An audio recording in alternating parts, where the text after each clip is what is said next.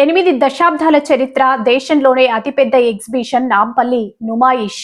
హైదరాబాద్ నగరంలో ప్రతి సంవత్సరం జనవరి 1 నుంచి ఫిబ్రవరి 15 వరకు 46 రోజుల పాటు నాంపల్లిలో నుమాయిష్ జరుగుతుంది. అఖిల భారత పారిశ్రామిక ప్రదర్శనశాలగా కూడా పిలుస్తారు.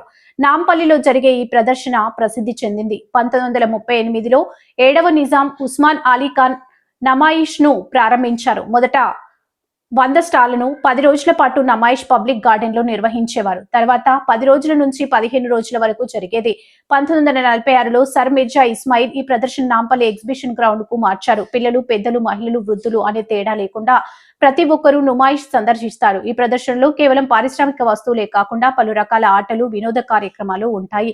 నాంపల్లిలో జరిగే ఈ పారిశ్రామిక ప్రదర్శన రాష్ట్రంలోనే కాకుండా దేశవ్యాప్తంగా పేరు సాధించింది. ఔత్సాహిక పారిశ్రామికవేత్తలను ప్రోత్సహించడానికి ఈ ప్రదర్శన దోహదపడుతుంది.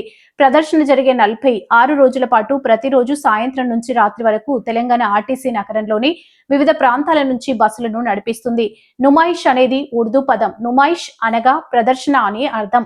స్థానిక ఉత్పత్తుల ప్రదర్శన పేరుతో ఉస్మానియా యూనివర్సిటీలో చదువుతున్న కొందరు విద్యార్థులు బృందంగా ఏర్పడి 1938లో తొలిసారిగా ఎగ్జిబిషన్ ఏర్పాటు చేశారు. స్థానిక ఉత్పత్తుల విక్రయాలను ప్రోత్సహించే ఉద్దేశంతో దీన్ని ప్రారంభించారు. స్థానిక హస్తకళలు, కుటీర పరిశ్రమలు, దేశీయ ఉత్పత్తులను ప్రోత్సహించడం దీని ముఖ్య ఉద్దేశం. నాడు 100 స్టాళ్లతో ఏర్పాటైన నుమాయిషాలో ఇప్పుడు వేల సంఖ్యలో స్టాళ్లు ఏర్పాటవుతున్నాయి.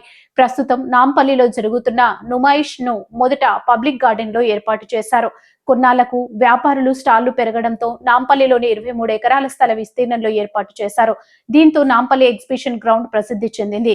దేశంలోనే వివిధ కంపెనీలు, వస్తువులు, చేనేత వస్త్రాలు, స్థానిక ఉత్పత్తులు ఇలా అన్ని రకాల వస్తువులు స్టాళ్లలో లభిస్తాయి. ఎగ్జిబిషన్ ద్వారా వచ్చే ఆదాయాన్ని విద్యా సంస్థలు నడపడానికి ఉపయోగిస్తారు. ఎగ్జిబిషన్ లో పిల్లలు ఆడుకోవడానికి వివిధ రకాల ఆటలు, సందర్శకులను అలరించడానికి సాంస్కృతిక కార్యక్రమాలు నిర్వహిస్తున్నారు.